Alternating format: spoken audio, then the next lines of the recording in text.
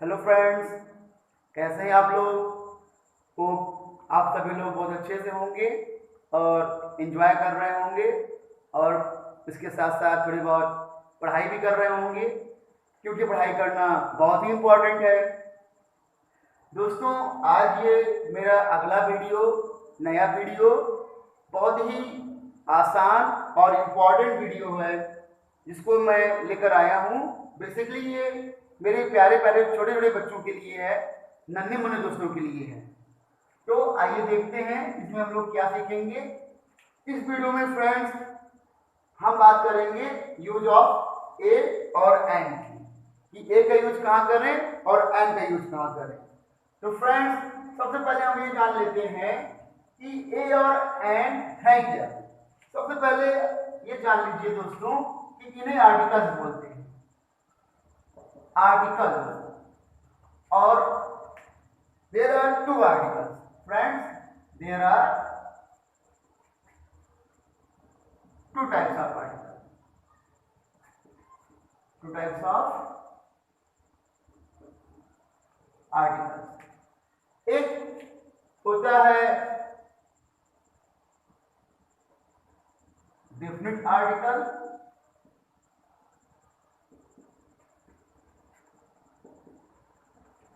जिसमें द आता है, और दूसरा होता है हमारा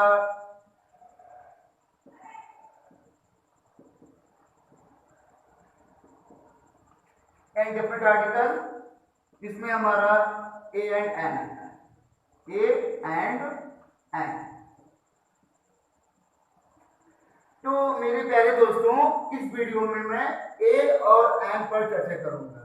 पहले आप ये जान लें कि दो तरह के आर्टिकल्स होते हैं, डेफिनिट और इनडेफिनिट। और डेफिनिट कौन सा आर्टिकल होता है? द। इनडेफिनिट आर्टिकल हमारा ए और एन होता है। तो आप ये देखिए कि अगर आपसे कोई पूछे how many types of articles, तो आप बोलिए there are two types of article. और अगर कोई पूछे कि how many articles are there, तब आप कहिए there are three articles, a an and the. अगर टाइप्स की बात पूछे तो आप डेफिनिट एंड डेफिनिट बताइए। अगर नंबर ऑफ आर्टिकल्स पूछे तो आप ये तीन आर्टिकल होते हैं, ए एन और द। तो आज हम लोग बात करते हैं यूज ऑफ ए और एन की। बहुत ही आसान सा टॉपिक है और बहुत ही ध्यान से समझिएगा। यूज ऑफ ए हम लोग पहले देखते हैं। यूज ऑफ ए, थोड़ा सा यहां लिखता हूं।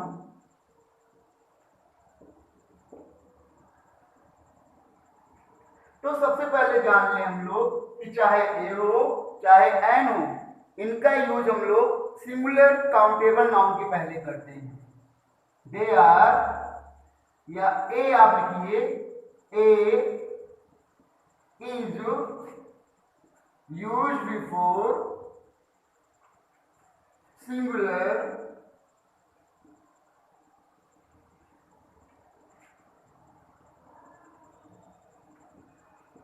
countable noun। अब ये देखिए, ध्यान से देखिए,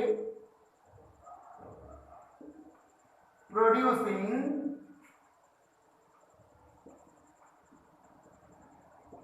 consonant साउंड ऑफ हिंदी।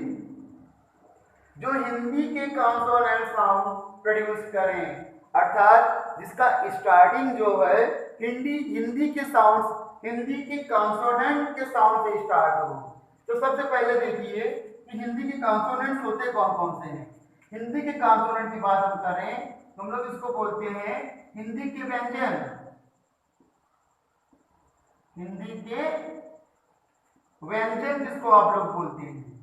और दोस्तों, व्यंजन हमारा का खा गा घा है, का खा गा घा।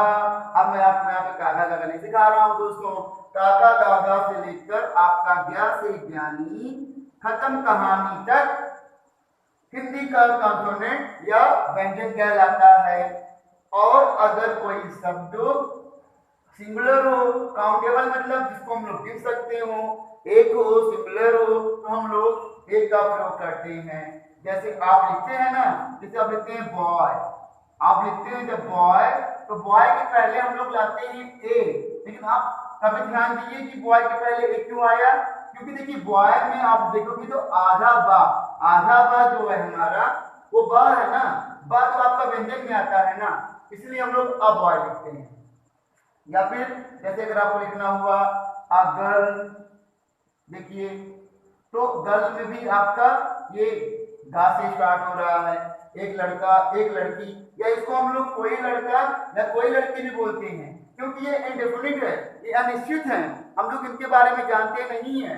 तो चाहे कोई बोलिए, चाहे एक लड़का या एक लड़की बोलिए। तो दोस्तों देखिए ये लिखा रहा है कि producing consonant sound of Hindi, तो वही जो व्यंजन ध्वनि उत्पन्न करते हैं, देखिए व्यंजन वही हिंदी के व्यंजन काका दादा जो शुरुआत होते हैं वहीं पे हम लोग ए का प्रयोग करते हैं। जैसे कि बॉय में बा आ रहा है, गर्ल में जी आ रहा है, और एग्जांपल हम लोग देख लेते हैं। आप देखिए अगर आप ध्यान नहीं होंगे तो आप देखिए यूनिवर्सिटी अगर कभी लिखा जाएगा यूनिवर्सिटी, तो दोस्तों यूनिवर्सिटी को जो हम लोग हिंदी में लिखते हैं तो या से लिखते हैं दोस्तों कुछ इस प्रकार लिखते हैं, देखिए यू, तो जब ये यू लिखते हैं आगे मतलब नहीं है मुझको, जब आप देखिए ए आ रहा है या आ रहा है तो भले ही यहाँ पे यू आए, आपको यहाँ पे आ यूनिवर्सिटी लिखना होता है। या आप कभी कभार लिखें वन आइड मैन, अगर मान लीजिए आपका कहीं आ गया हो वन आइड मैन, तो देखिए यहाँ पर वन में वा आ रहा है वा, और वा आपका हिंदी का व्यंजन है, काका दादा अंगा चाचा जाएगा, जब आप आगे पढ़ेंगे तो वैसे आपको वा से वक्त मिलेगा, तो वा आपका हिंदी का व्यंजन है, इसलिए आपको यहाँ पे पहले ए लगाना पड़ेगा। आ वन आइड मैन, एक आंख वाला आदमी। ऐसे ही यूनिवर्सिटी के पहले भी ए लगाएंगे। देखिए कभी कभी से आगे यूटेंसिल, यूटेंसिल में भी आप लोग देखिए ये यूटेंसिल आता है यू, तो यूटेंसिल में भी हम लोग आ यूटेंसिल लगाते हैं, आ यूटेंसिल, क्योंकि भले ही यू आ रहा है लेकिन शुरुआत इसकी या से होती है, इसीलिए हम लोग यहाँ पर ए का प्रयोग करते हैं। तो ध्यान दीजिएगा, अक्सर आपको सिखाया जाता है कि अगर ए ई आई ओ यू से स्टार्ट हो तब आप एन लगाइए, नहीं तो आप ए लगा दीजिए। जबकि आप यहाँ पर देखिए यहाँ पे आपका यू आया हुआ है, यहाँ पे आपका ओ आया हुआ है, और इस हिसाब से यहाँ पे एन होना चाहिए, लेकिन दोस्तों ये पूरी बात नहीं है, पूरी बात जो मैंने बताया वो है। आप ये असली बात जानिए, ये नकली बात मत जानिए। असली बात क्या है कि जब आपका कॉन्सोनेंट साउंड निकले, कॉन्सोनेंट साउंड मतलब हिंदी के कॉन्सोनेंट, और हिंदी की कॉन्सोनेंट मतलब व्यंजन ध्वनि जो उत्पन्न करें, व्यंजन ध्वनि उत्पन्न करने वाले काउंटेबल नाउन के पहले ए का प्रयोग करिए। जैसे आ यूनिवर्सिटी बताया मैंने, आ यूटेंसिल लिखा आपने, या आप लिख सकते हो 1 रुपी नोट, आ 1 रुपी नोट, एक रुपए की नोट, ये भी देखिए ओ से शुरू हो रहा है, लेकिन लिखने में तो हम लोग वा लिखते हैं, इसीलिए हम लोग यहाँ पे ए का प्रयोग कर रहे हैं। और दोस्तों क्या आप जानते हैं कि शॉर्ट फॉर्म में भी हम लोग ए एन का प्रयोग करते हैं।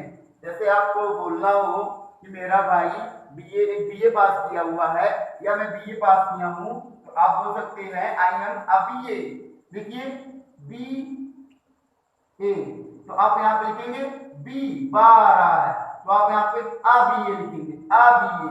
या आपको लिखना हो कि मेरे अंकल एक डीएम है, तो देखिए डीएम में ये डी एम, अब देखिए यहाँ पे डी में आपका डा से ऐसे लिखते हैं डी एम, तो आपको मेरे अंकल डीएम है तो आप यहाँ पे आर डी एम लिखेंगे, R D M. Short form में भी हम लोग ए एन का प्रयोग करते हैं दोस्तों, इस प्रकार से हम लोग डीएम या बीए का प्रयोग करते हैं।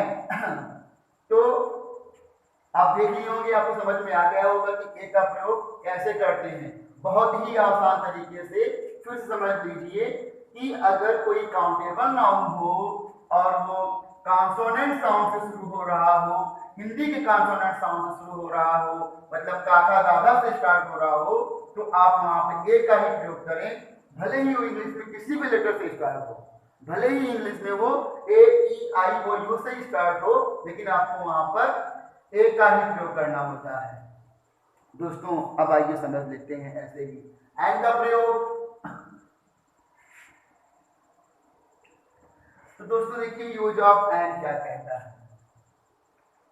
यूज ऑफ एंड, सब कुछ बातें यहाँ पे एक जैसी ही होंगी, बस आपको यहाँ पे एक बात ध्यान देना है, and is used before singular countable noun producing मैं नीचे लिख दे रहा हूं, producing vowel sound of Hindi. अब देखिए दोस्तों हिंदी कितना इंपॉर्टेंट है आपके लिए।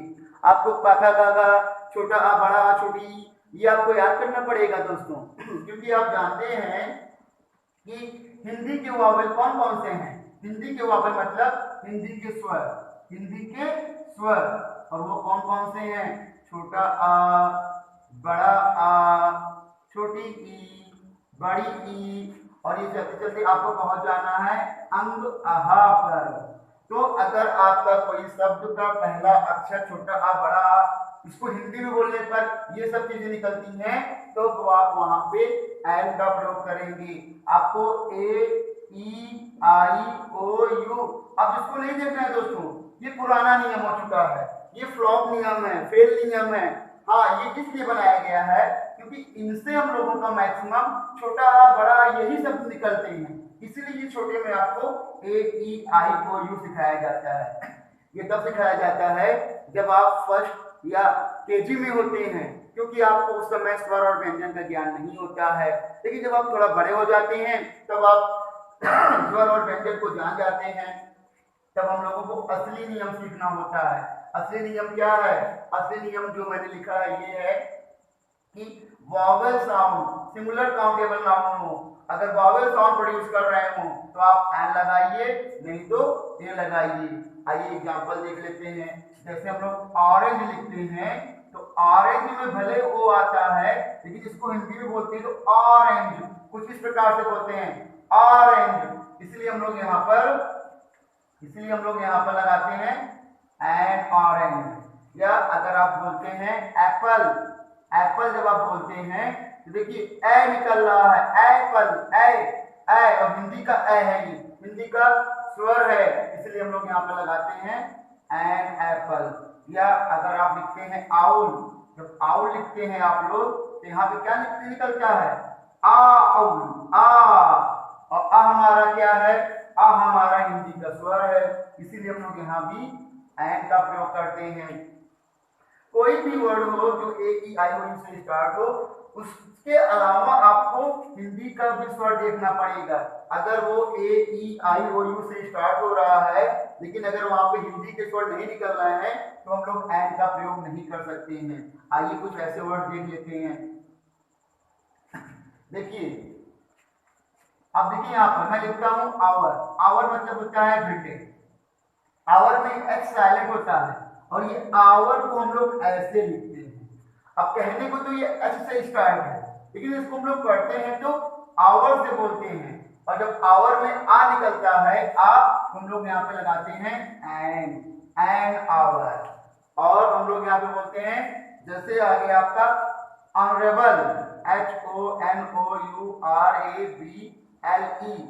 ऑनरेबल आ गया। ऑनरेबल में भी आप ध्यान दीजिएगा तो आ निकलता है, तो अक्सर एच वाले वर्ड्स में आ निकलता है, तो एच ओ होता है तो आ निकलता है अक्सर सारे वर्ड में, तो हम लोग वहां पे एन का प्रयोग करते हैं। एन ऑनरेबल मैन या एन ऑनरेबल पर्सन, या फिर आप देखिए शॉर्ट फॉर्म में लिखा हो, अगर आपके कोई घर में एसडीएम हो, पापा आपका एसडीएम हो या चाचा एसडीएम हो, तो बोल सकते हो माय अंकल इज एसडीएम। अब देखिए एसडीएम को ध्यान देखिए, पहला अक्षर इसका एस में ए आ रहा है, तो एसडीएम में हम लोग क्या लगाएंगे दोस्तों, एसडीएम में हम लोग को लगाना पड़ेगा एन एसडीएम।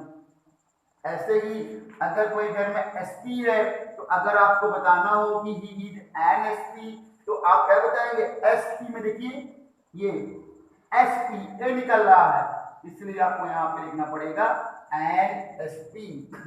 तो उम्मीद करता हूं दोस्तों ये जो एक विशेष रूल मैंने बताया है ये आपको समझ में आ गया होगा, और अब आप ए एन का प्रयोग बहुत ही आसानी से कर सकते हैं। आपको एक बार फिर से बता दूं, ए में आपको देखना है कॉन्सोनेंट साउंड ऑफ हिंदी, व्यंजन ध्वनि काका काका देखना है, और एन में देखना है आपको वावल साउंड ऑफ हिंदी, स्वर ध्वनि ऑफ हिंदी, स्वर हिंदी के देखने होते हैं, तो आप लोग वहां पे एन का प्रयोग करेंगे, और व्यंजन ध्वनि में ए का प्रयोग करेंगे, और वो जो कि दोनों सिंगुलर हो, सिंगुलर काउंटेबल नाउन हो, काउंटेबल मतलब जिसको हम लोग गिन सकते हैं, क्योंकि अनकाउंटेबल नाउन जिसको हम लोग नहीं गिन सकते हैं उसके पहले एन का प्रयोग न करिएगा, ए एन का प्रयोग नहीं करेंगे उसके पहले। तो देखा दोस्तों, प्यारे प्यारे में दोस्तों के लिए बहुत ही आसान सा नियम है, उम्मीद करता हूँ आपको समझ में आया होगा।